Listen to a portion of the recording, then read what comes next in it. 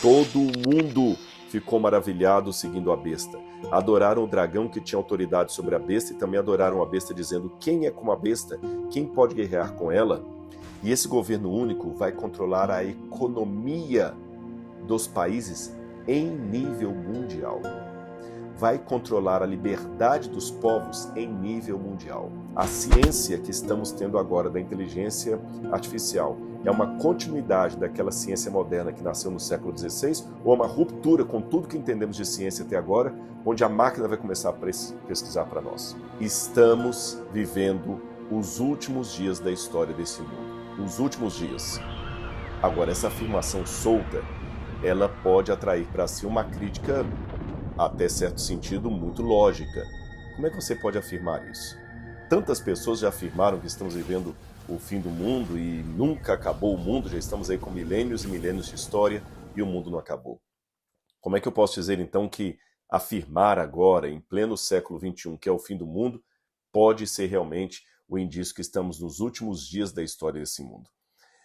Eu estava hoje recebendo alguns amigos em casa e, entre várias conversas que nós tivemos, houve uma história sobre o fim do mundo. Alguém que estava ali dos visitantes lembrou que ele ouviu numa palestra, ouviu em algum documentário, em algum lugar, que na virada do milênio, os Vikings também acreditavam, ainda que de uma maneira distorcida, que o fim do mundo se daria naqueles dias, porque o mundo completaria agora, depois na era cristã, 1000 anos, e este era um dado marcante.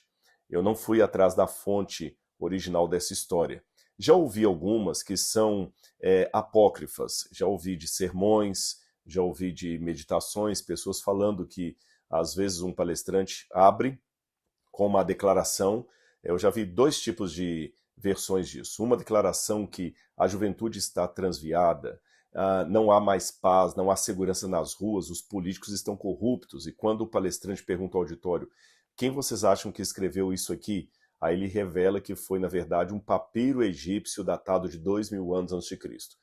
Esse papiro com essa dita declaração é apócrifa, isso nunca aconteceu. Já vi também outras abordagens que alguns citam um texto supostamente de Sócrates, falando que a juventude também estava assim, assado, e olha, esse texto é de Sócrates, mas isso também é uma citação apócrifa, não há nada de Sócrates nisso, mesmo porque Sócrates não deixou nada escrito para nós. O que temos vem das mãos de seus discípulos, especialmente de Platão, e nem no Fédon, nem nos diálogos você tem nada a respeito dessa citação de Sócrates que é muito dita por aí.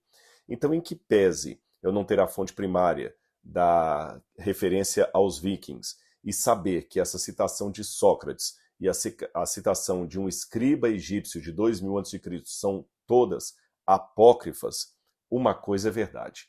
Eu tenho fontes primárias de outros autores da antiguidade que acreditavam que a sua geração, que a sua sociedade era realmente uma sociedade tão pervertida que não tinha como piorar a situação. Ainda que alguns vissem aqui e ali um certo grau de esperança. Eu vou dar exemplo para vocês de alguns que eu peguei aqui, e todos com as fontes primárias. Embora eu não vá dar as fontes aqui apenas para ganhar tempo, mas isso aqui eu fui na fonte primária.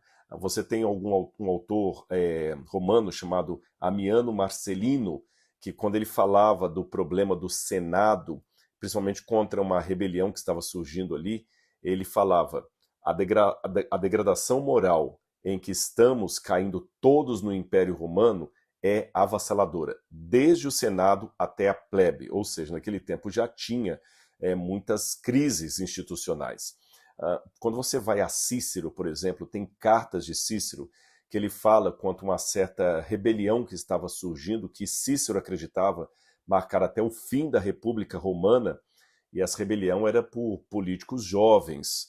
Então Cícero foi veemente em falar o que estava acontecendo com a juventude. Hesíodo, que foi um dos primeiros, mas não o único, a dividir a história do mundo entre períodos correlacionados a metais preciosos, Hesíodo dizia que estava vivendo na era do ferro.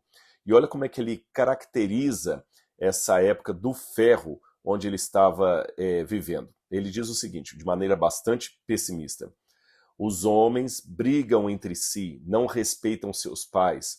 A noção de poder fazer o certo não prevaleceu sobre a injustiça.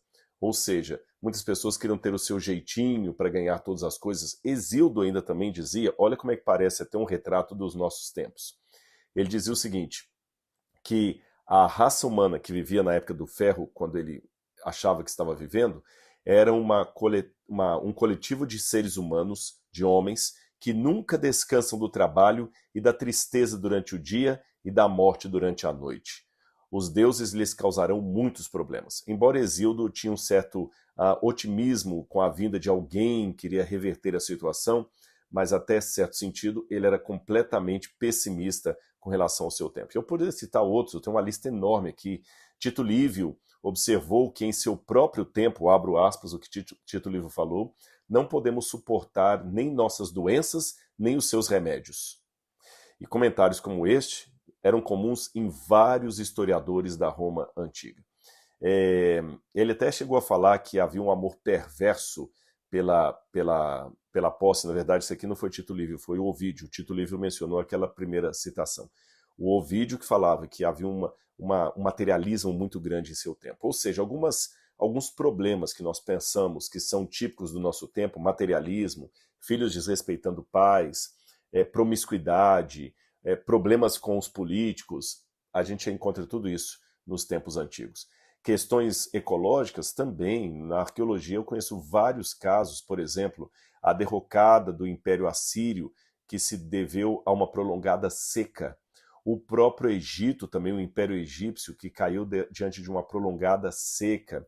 Então você tem no passado crises ecológicas que determinaram até o fim de uma geração inteira, de um grande poder. Crises econômicas que derrubaram, até problema de greve nós temos registrado no Antigo Egito. Isso tudo, repito, com fontes primárias. A partir de um período cristão, começaram a dar um colorido, na verdade judaico-cristão, para ser mais preciso, alguns começaram a dar um colorido escatológico a esses eventos e anunciar o fim do mundo. Na época do primeiro século, você tinha alguns supostos messias anunciando que o fim dos tempos havia chegado. Um exemplo deles seria Shimon Bar Giora. Você tinha Judas também da Galileia, que anunciava o fim do mundo. Flávio José conta todos esses. E entrando na dispensação cristã, na época da igreja cristã, aí você tem uma série de autores, de teólogos, que ao examinar a crise institucional, social do seu tempo e também da natureza, diziam, agora chegou o fim, não tem mais vez para cada um de nós. Alguns exemplos aqui, Joaquim de Fiori, um italiano do século XIII, ele determinou que o reinado de Cristo começaria na Terra entre 1200 e 1260. Depois os seus seguidores revisaram a data para 1290. Em 1504, um famoso pintor de obras lindas, Sandro Botticelli, também anunciou que Jesus viria à Terra em até 3 anos depois de 1500. Tá certo? Na verdade, ele escreveu até 1504 e já tinha passado e ele tinha se equivocado, Jesus não tinha voltado. O anabatista Melchior Hoffmann previu em 1533 que apenas 144 mil pessoas daquela geração seriam salvas e que Jesus voltaria naquele tempo. E esses 144 mil indivíduos que se salvariam começariam por Estrasburgo. O restante da humanidade seria consumida pelo fogo naquele tempo. E todos esses autores sempre apontavam como argumento para a sua matemática do fim o que eles estavam vendo na sociedade, na política, na religião, na cultura, na crise de gerações, onde os mais novos estavam desrespeitando os mais velhos, enfim. Até a Igreja Adventista do Sétimo Dia também começou porque um pregador batista, junto com o movimento de várias religiões, porque nem havia Adventista do Sétimo Dia na época, metodistas, episcopais, católicos, batistas, como eu falei, Conexão Cristã, vários grupos se reuniram, primeiro achando que era 1843, depois 1844, para a volta de Jesus. E isso não aconteceu, evidentemente. É claro que a Igreja Adventista, quando surgiu depois disso, um dos principais cuidados que ela toma é não marcar datas para a volta de Jesus, que não haja mais marcação de datas depois de 1844. Essa é uma tônica teológica muito forte para nós. Mas já que como adventista e munido desses exemplos aqui, eu sou bem cauteloso em marcar a data para a volta de Jesus, aliás, cauteloso não, eu sou bíblico, porque Jesus disse, ninguém sabe o dia da sua vinda, nem o Filho, nem os anjos, senão somente o Pai que está no céu. Então, não compete a nós. Ele também falou para os apóstolos, quando ele estava ascendendo ao céu, não vos compete saber os tempos ou as estações que o Pai estabeleceu pelo seu próprio poder. O que sabemos na Bíblia é que Jesus em breve voltará e devemos estar preparados para a volta dele. Como é que eu posso afirmar o que tem hoje, que eu poderia dizer assim, isso aqui tem hoje e que não tem em época alguma do mundo? Bom, para responder a isso, eu vou à Bíblia. Então vou deixar bem clara a minha pergunta aqui. O que eu teria hoje de único nessa geração que eu estou vivendo, que você está vivendo, que eu posso dizer, não, isso aqui não havia em nenhuma geração passada, somente hoje. E isto que só existe hoje é um claro indício que estamos vivendo os momentos finais da história desse mundo. Então eu tenho que encontrar algum elemento que seja ao mesmo tempo bíblico, uma profecia bíblica, e, ao passo que seja uma profecia bíblica, algo que eu só encontre hoje e em nenhuma outra parte da história antiga. Tá bom? Então vamos lá.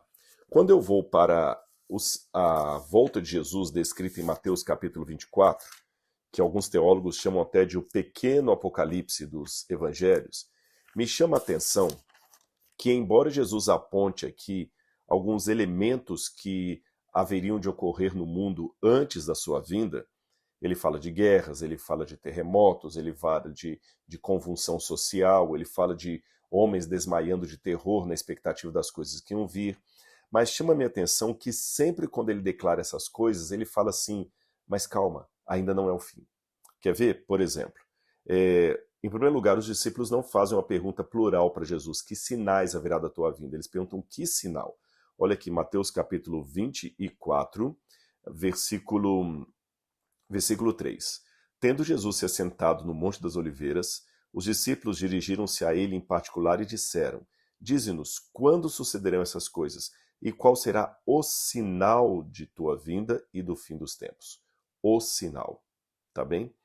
Embora também tenho que deixar claro que em Lucas, já não na pergunta dos discípulos, mas na fala de Jesus, a palavra sinal aparece no plural, haverá sinais no sol, na lua e nas estrelas, mas pelo menos na versão de Mateus ela está no singular, E Jesus começou dizendo assim, Jesus respondeu, cuidado que ninguém os engane. Interessante que ele já começa com essa advertência, né? Não fiquem enganados por qualquer sensacionalismo, não. Porque virão muitos em meu nome dizendo, eu sou o Cristo, e enganarão a muitos. Ou seja, virá muita gente dizendo assim, é agora, e não é. Alguns são falsos profetas, outros são pessoas sinceramente equivocadas. Por exemplo, eu não posso pegar um Joaquim de Fiore e falar que esse camarada era um perverso. Não, às vezes é uma pessoa sincera, mas equivocado.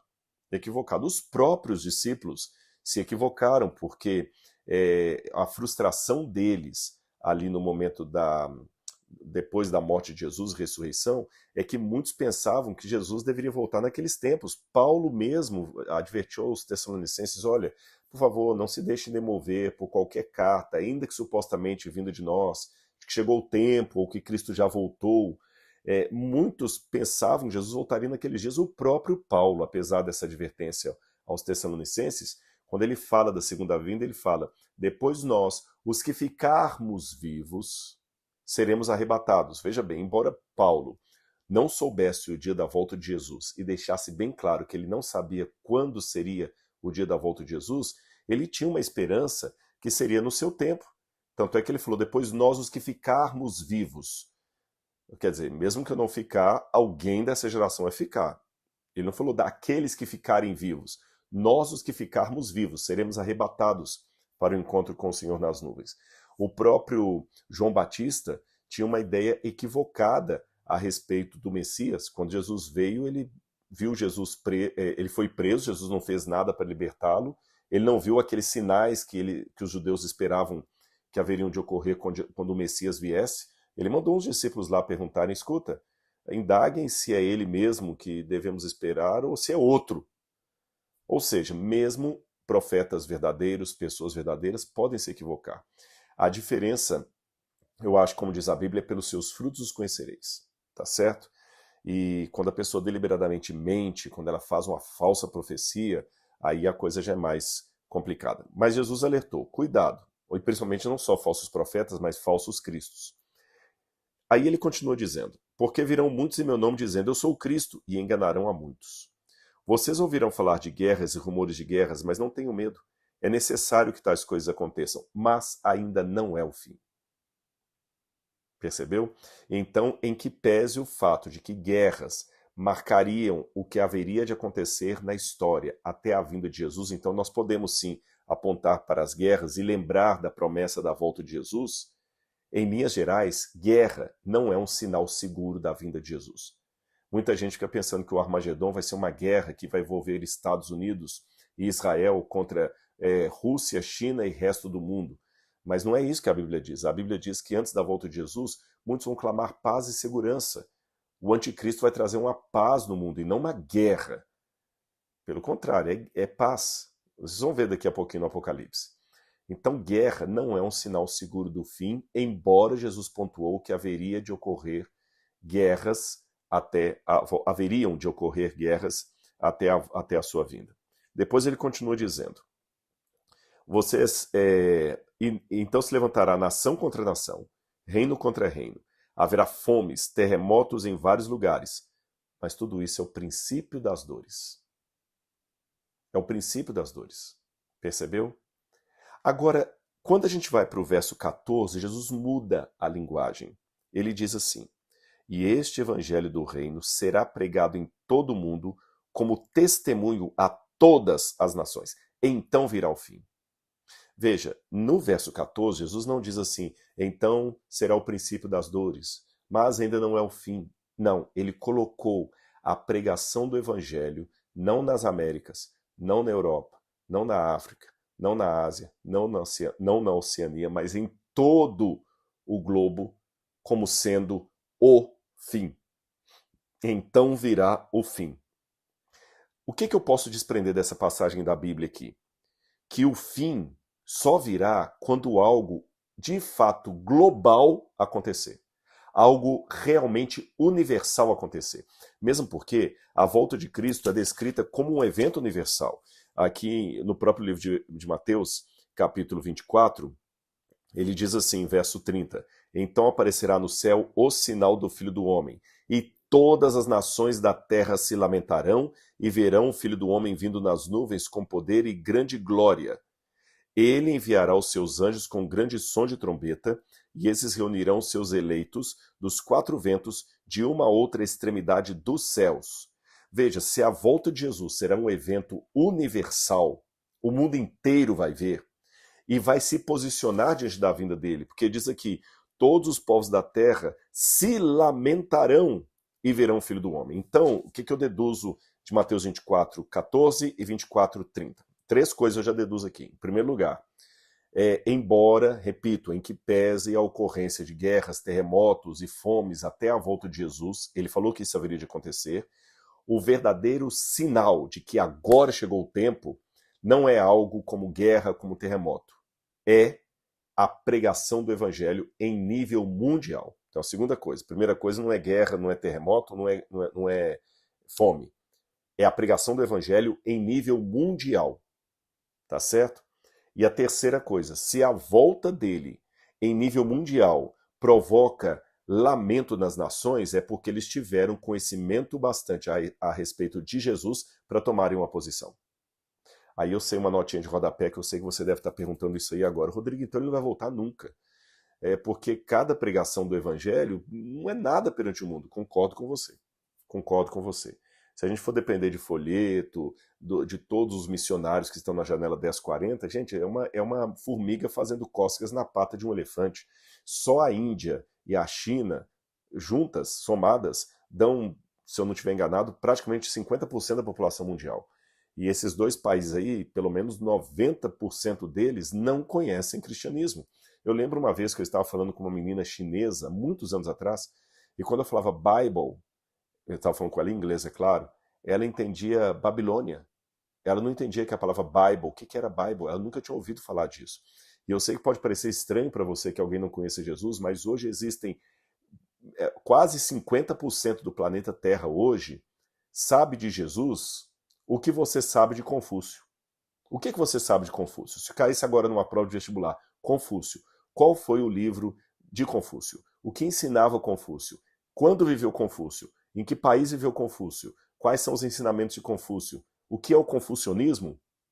Eu tenho certeza que a maioria de vocês que estão me assistindo não saberia nada, pois é esse o conhecimento que a maior parte, pelo menos 50% da população da Terra hoje, tem sobre Jesus. Quase nada. Mas chama a minha atenção que no Evangelho, Jesus não disse, vocês pregarão esse Evangelho. Ele disse, e será pregado. É uma ação de sujeito indeterminado. Como será pregado, não sei. Será pregado. Deus vai dar o seu jeito. Mas para Deus dar o seu jeito, do Evangelho ser pregado em todo mundo, nós devemos sim pregar o Evangelho e ter a nossa participação. Não estou me eximindo disso. É essencial. Quando o Filho do Homem vier, numa das parábolas ele conta, o bom servo é aquele que vai estar trabalhando quando ele vier. É aquele que multiplica os talentos, não que enterra debaixo de uma árvore.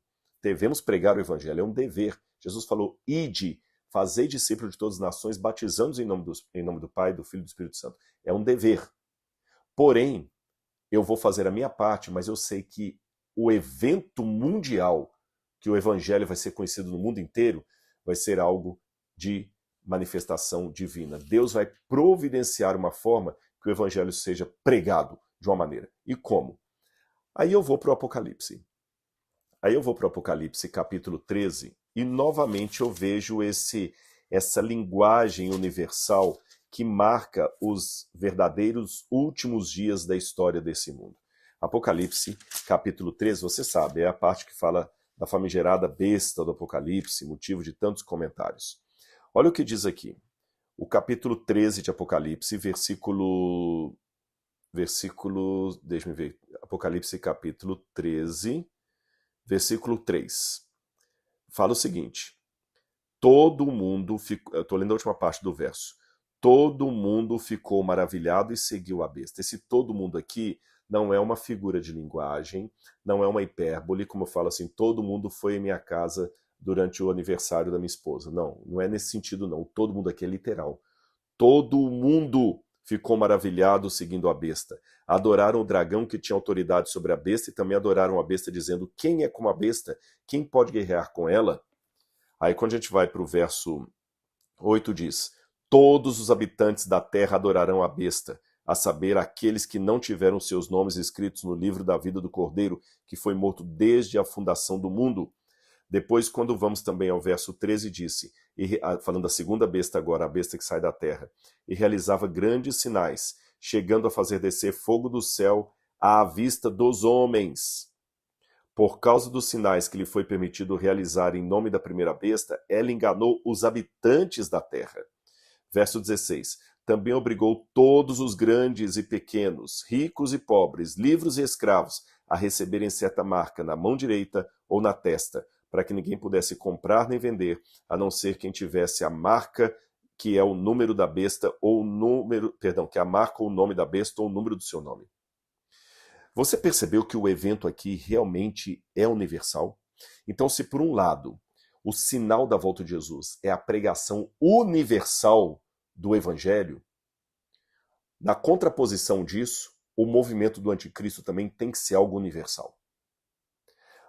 Preste atenção, o anticristo não será uma hegemonia dos povos, porque a Bíblia fala, todos os grandes e pequenos, ricos e pobres, livres e escravos recebem. Ora, isso aqui demanda que os países vão continuar existindo.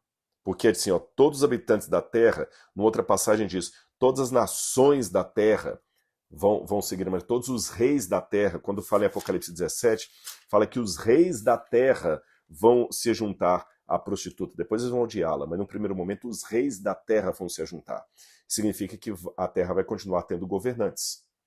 Então o que eu aprendo do Apocalipse? Quando o anticristo dominar o mundo inteiro, ele será um governador único do mundo, mas os países vão continuar tendo a sua autonomia. Tanto é que haverá ricos e pobres. Haverá livres e escravos, haverá reis.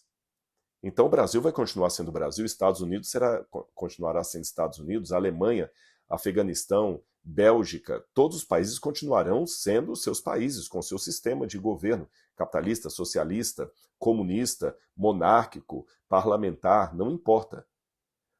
Todos vão continuar ali, mas eles vão estar unidos por uma espécie de governo único que estará sobre os governos do mundo. E esse governo único vai controlar a economia dos países em nível mundial. Vai controlar a liberdade dos povos em nível mundial. Vai conseguir ter uma respeitabilidade em nível mundial, porque todos os povos ficaram admirados. Não é um ditador, não pode ser uma ditadura, não é um Saddam Hussein da vida. Não é um ditador, é um líder carismático. Que os reis da terra vão falar, a gente precisa de você. E esse poder vai ser mundial. E em que pese eu entender que essa marca da besta vai ser uma afronta contra os mandamentos de Deus, tem um vídeo meu que eu explico isso aí para vocês, não vou dar os detalhes aqui, apenas vou dizer que, olha a contrafação da besta. No Antigo Testamento, Deus mandou que os judeus tivessem a lei dele por frontal entre os olhos e na mão. Por frontal entre os olhos e na mão. Por isso que o judeu tem aquela caixinha preta, o terrilim, que ele usa para ficar orando, que é uma caixinha preta na testa e outra aqui na mão esquerda. É a lei. O judeu sempre está ali recitando a lei de Deus. Agora vem o anticristo e coloca também a sua marca na testa e na mão direita, para confrontar a lei de Deus.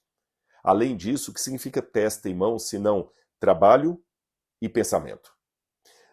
E embora eu não quero aqui ser leviano no meu comentário, o número da besta, ele vai controlar numericamente o mundo. Não quero ser leviano nem fazer alucumbrações muito rápidas, mas chama a minha atenção que o grande problema agora, o grande dilema agora é o algoritmo. Até que ponto o algoritmo é controlado por nós ou nos controla? Lembra aquele documentário O Dilema das Redes e outros mais que tem aí? São algoritmos. Agora vem a inteligência artificial, que muita gente está vendo como uma coisa boa, outros estão um pouco apreensivos, outros estão meio a meio, usa a inteligência artificial até certo ponto, mas será que a inteligência artificial, por exemplo, não vai inibir as pessoas de aprender um novo idioma? Porque agora a inteligência artificial traduz tudo. Para que eu vou me matar de aprender alemão se a inteligência artificial traduz um livro em alemão para mim rapidamente? Para que eu vou fazer uma faculdade de tradutor e intérprete se os textos estão sendo agora traduzidos de maneira cada vez mais precisa? Para que eu vou fazer cálculo se a máquina calcula para mim? O próprio Yuval Harari, no livro Lições para o Século XXI, ele coloca que um dos grandes problemas do futuro vai ser não haverá emprego para todo mundo, porque a máquina vai substituir. Então, a solução apontada por Yuval Harari seria um governo único começar a dar bolsas ou pensões, como os judeus fazem com os judeus racídicos religiosos, como Israel faz com os judeus religiosos, em que a pessoa vai ficar em casa, receber uma pensão do governo para ficar em casa, porque ele não tem trabalho. E a máquina vai trabalhar por ele. Não é teoria da conspiração, essa ameaça existe. E a pergunta se a inteligência artificial ela é uma ameaça ou um avanço também é legítima. Eu não estou afirmando aqui, não estou querendo criar crise, mas é uma pergunta legítima. A ciência que estamos tendo agora da inteligência artificial é uma continuidade daquela ciência moderna que nasceu no século XVI ou é uma ruptura com tudo que entendemos de ciência até agora, onde a máquina vai começar a pesquisar para nós? São perguntas. Será que realmente você está assistindo esse meu vídeo porque você escolheu ou o algoritmo te sugeriu me assistir? O algoritmo está trabalhando com o seu inconsciente para fazer você ficar cada vez mais focado em algum tipo de consumo, em algum tipo de temática, numa bolha de temática, e você achando que você escolhe, mas é o algoritmo que está escolhendo por você, e até prevendo o que você vai escolher, e eles usam isso aí para o marketing, para convencer você a vestir uma roupa, comprar um carro, trocar de sapato. Será que tem alguma relação aqui com o número da besta? A aritmética da besta? Não sei, será que eu estou falando de uma besta algorítmica que estaria usando o seu número para abarcar todo mundo dentro do seu sistema? Eu não sei como será a marca da besta implantada. Não estou aqui adiantando que vai ser chip na testa nem na mão, nem estou falando para você agora jogar fora toda a inteligência artificial, jogar fora a Siri, a Alexia, não estou falando para você fazer isso, mas eu acho que cautela é bom ter. Tenho a convicção que a marca da besta, o conflito final, será uma afronta aos mandamentos de Deus, especialmente o quarto mandamento. É uma convicção que eu tenho, que eu já explorei em outros vídeos. Agora, como se dará isso, eu não sei. Mas eu não estou proibido de levantar algumas perguntas, pelo menos para que possamos parar, pensar e refletir. Porque se você não refletir, a inteligência artificial vai pensar no seu lugar. Agora, pelo que eu vejo na Bíblia, a coisa no final dos tempos terá que ser em termos globais. Apocalipse 18 fala que durante esse auge da besta, viu um outro anjo que descia do céu, tinha autoridade de Deus, e a terra foi iluminada com seu esplendor. E ele bradou com alta voz, dizendo: caiu, caiu a grande Babilônia. Esse anjo tinha uma autoridade e a terra foi iluminada com seu esplendor. Novamente, um movimento mundial. Então, eu pergunto para você, do século XX, século XXI, vou pegar o século XX. Do século XX para trás, mas quando eu falo século XX, eu estou pegando o finalzinho do século XX, estou quase falando de século XXI. O que houve de fato no mundo que você poderia, enquanto historiador ou amante da história, classificar como mundial? Nada. Nada, nada, nada, nada, nada. Não, Rodrigo, não fale besteira. E a Primeira Guerra Mundial e a Segunda Guerra Mundial? Elas não foram guerras mundiais. Quando eu estou falando mundial não por representatividade. Eu estou falando mundial por literalidade. Primeira Guerra Mundial? Tudo bem. Angola participou da Primeira Guerra Mundial? Não. A África do Sul participou da Primeira Guerra Mundial? Nairobi participou da Primeira Guerra Mundial? E da Segunda Guerra Mundial? O Equador participou da Segunda Guerra Mundial? Não. Até a Segunda Guerra Mundial, eles falam que o nome Primeira Guerra Mundial é errado, os historiadores dizem isso, e segunda, eles chamam de Segunda Guerra Mundial apenas porque a maior parte dos continentes estava ali representada, tá? Mas o Japão lutou representando a Ásia. Mas olha quantos outros países havia na Ásia, tá certo? Da América do Sul, o Brasil foi lutar na Segunda Guerra Mundial, mas é muito pouco para representar todo o mundo. Vamos falar de epidemias e pandemias. Nós falamos agora da pandemia do Covid. Eu sei que houve outras pandemias no mundo. O pessoal aponta, por exemplo, a peste bubônica, a peste negra, que matou, se não me engano, 50 milhões de pessoas. A gripe espanhola, que pelo menos contaminou 500 milhões de pessoas. A peste bubônica foi a pior, que reduziu a população da Europa em 1/3, pelo menos. Acho que caiu 1/3 da população da Europa. Mas será que, apesar dessas pestes, peste bubônica, a gripe espanhola, a peste de tifo, apesar dos médicos classificarem como pandemia, você sabe a diferença, né? Epidemia, a pandemia é o surto maior, que engloba todo mundo. Por isso que o Covid não é epidemia, é pandemia. A diferença de pandemia para epidemia é o grau de extensão. A pandemia é o grau máximo, que pega o mundo todo. Mas vamos pegar aí a peste negra. A peste negra, que é a peste bubônica do rato, ela começou no Oriente Próximo, pegou uma parte da Ásia e da Europa. Não foi mundial. Apesar de chamarem-na de pandemia, ela não foi literalmente falando uma pandemia. Porque a peste bubônica, na época que acabou com a Europa ali, ela não contaminou o Brasil, nem a Argentina. Aqui havia os incas, maias e astecas, né? Na Idade Média, não contaminou esses grupos. Mesmo a gripe espanhola, ela não contaminou todos os grupos. E quanto tempo a gripe espanhola gastou, por exemplo, para contaminar a América, quando ela chegou na América? Quanto tempo? Agora, vamos pensar no Covid. Quanto tempo o Covid gastou para parar o mundo inteiro? Você percebeu a diferença do Covid para a peste negra? O Covid não ficou limitado à China, onde ele começou. Todo mundo teve que usar máscara. Não houve um país do mundo que ficasse isento disso. Alguns governos podem ter mentido nas estatísticas, mas o mundo inteiro teve que se precaver. E o grande medo agora dos especialistas é que venha uma nova Aí que nós mal estamos recuperando de uma, vem a outra. E você viu que o Covid literalmente parou o mundo. Parou o mundo. Alguns lugares com mais rigor, outros com menos rigor, mas todo mundo usou máscara.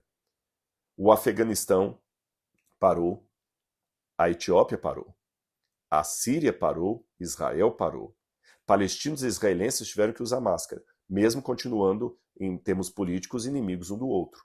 Quem era de direita usou máscara, quem era de esquerda usou máscara. Alguns defenderam a vacina, outros condenaram a vacina, uns chamaram isso de anticientífico, outros chamaram de negacionismo, mas não importa. Todo mundo teve que usar máscara. Todo mundo teve que se posicionar. Você percebeu que agora nós estamos realmente em condições de ter elementos que sejam de ordem mundial? E vou mais além.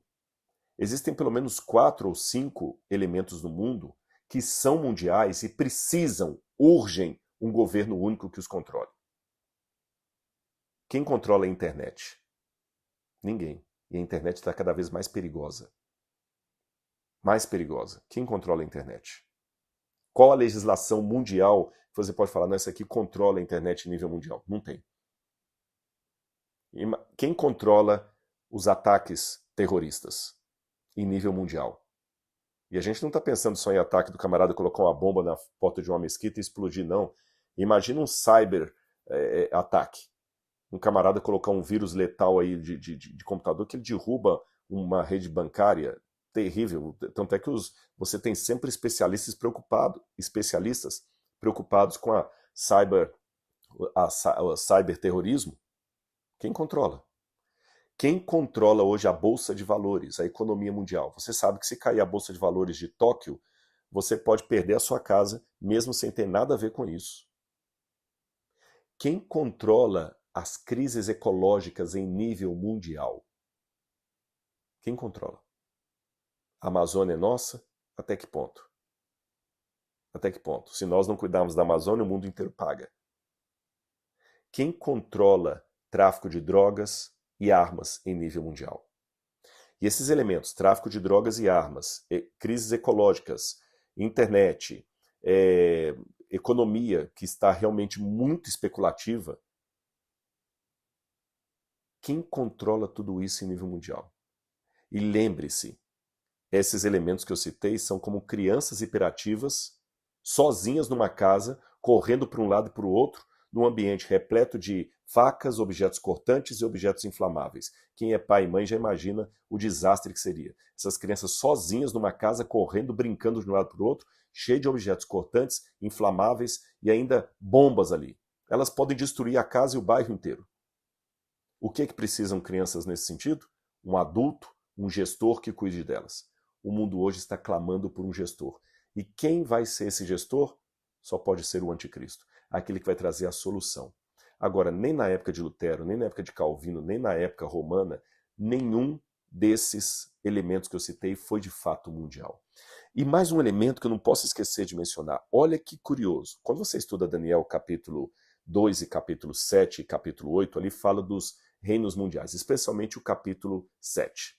Mas o que a Bíblia chama, na verdade a Bíblia não chama de reinos mundiais, ela fala de impérios que dominariam a humanidade, ela fala de Roma, perdão, ela fala de Babilônia, Pérsia, Grécia, Roma dividida. Só que ali você vê, o primeiro animal que representa os babilônios, por exemplo, ali, é um leão. Depois você tem a Pérsia representada por um urso. Depois você tem a Grécia representada por um leopardo de 4 cabeças. E finalmente Roma, representada por um animal terrível e espantoso.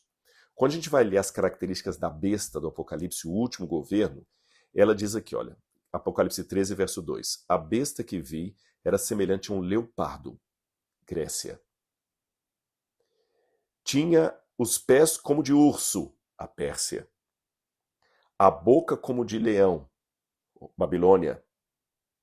E essa besta era um animal terrível e espantoso, Roma. O que eu aprendo disso?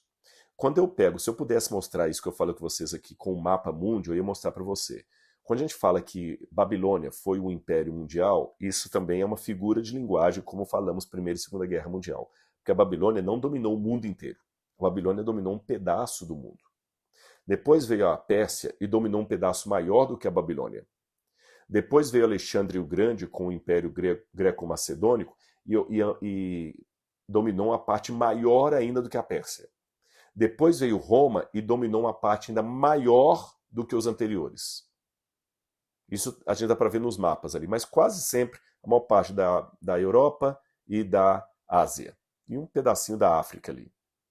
Agora, o anticristo deveria ser o universal dos universais. Tanto é que ele tem um poder que é maior do que Grécia, Babilônia, Roma, Pérsia. Ele dominaria o mundo inteiro. Por isso que os emblemas desses antigos impérios mundiais estão todos na besta do Apocalipse, todos de uma só vez. De uma só vez. Ou seja, o anticristo é a junção de todos os grandes impérios da humanidade. Então tem que ser um poder universal. Tem que ser universal. E somente hoje eu vejo condições na história, e o Covid foi o exemplo marcante disso, de um poder que possa se tornar universal. E se esse poder perseguir o povo de Deus de maneira universal, hoje tem como. Porque com a tecnologia e o algoritmo, você pode ser encontrado em qualquer lugar do planeta. O satélite rastreia e acha você em fração de segundos. Antigamente não tinha como ter uma perseguição em nível mundial a um povo fiel. Hoje tem. Hoje tem. Porque não tem por onde esconder, só pelo poder do Espírito Santo. E nessa crise mundial é que virá a oportunidade de Deus. Sabe por quê? E será pregado o Evangelho. Agora vocês estão vendo que o mundo inteiro está comentando sobre aquele submarino que matou ali 4 ou 5 tripulantes, porque estavam ali querendo fazer uma visita para ver os destroços do Titanic, e acabaram morrendo. Você viu como uma notícia, eu não vou dizer simples, foram vidas que perderam, mas assim, como uma notícia tão pequena dessa rodou o mundo inteiro? Hoje, um menino com um celular consegue fazer um vídeo que, dependendo do escândalo, aquele vídeo em menos de 1 hora está rodando no mundo inteiro, com milhões e milhões de visualizações. Quando esse poder, o anticristo, dominar o mundo inteiro, as pautas dele também serão conversa do dia a dia para todo mundo, através das redes sociais, das ligações, da conversa virtual ou real. O mundo inteiro vai falar das pautas do anticristo. Como o mundo inteiro falou do Covid. O Covid não foi pauta apenas de um jornal, não de outro. Todo mundo falou daquilo. Quando o anticristo colocar as suas pautas, o mundo inteiro vai falar daquilo. E quando um grupo de crentes fiéis se opuser a essas pautas, porque querem ser fiéis a Deus, porque o Apocalipse fala, né? Aqui está a perseverança dos santos, os que guardam os mandamentos de Deus e a fé em Jesus. Esse grupo vai ser oprimido por aqueles que vão se juntar ao anticristo. E outros vão se despertar ao ver essa crise e vão se despertar para uma mensagem que hoje talvez eles nem tocariam por ela. Mas aqueles que forem sinceros, quando vir a polarização do mundo, vão se despertar. Aí sim, o evangelho, através dessa perseguição, vai ser pregado em todo o mundo, em todas as nações, e então virá o fim. E um elemento final, vai ser pregado porque o Espírito de Deus vai cair sobre a igreja com um poder tão grandioso que nem no Pentecostes foi visto. Que a Bíblia fala da chuva temporã e da chuva serôdia. A primeira temporã é o Espírito Santo caindo sobre a igreja primitiva. E a serôdia, a última chuva, vai ser quando o Espírito Santo tocar esse remanescente fiel, de tal maneira que eles vão pregar com tal intrepidez contra o anticristo e contra as suas pautas, que eles vão ser perseguidos. Mas eles não temerão a morte por amor a Cristo Jesus. Aí sim, o mundo estará polarizado. E até lá, Rodrigo, o que fazemos? Bom, eu estou fazendo minha parte. Pregando o Evangelho, sem sensacionalismo, desejando, ansiando a volta de Jesus para ontem, porque eu quero que ele volte, e pedindo a Deus que me dê fidelidade, para que quando esses eventos que eu descrevi aqui começarem a acontecer, eu possa ficar do lado dos fiéis, eu e aqueles que eu tanto amo, a minha família. Que essa seja a sua decisão também hoje.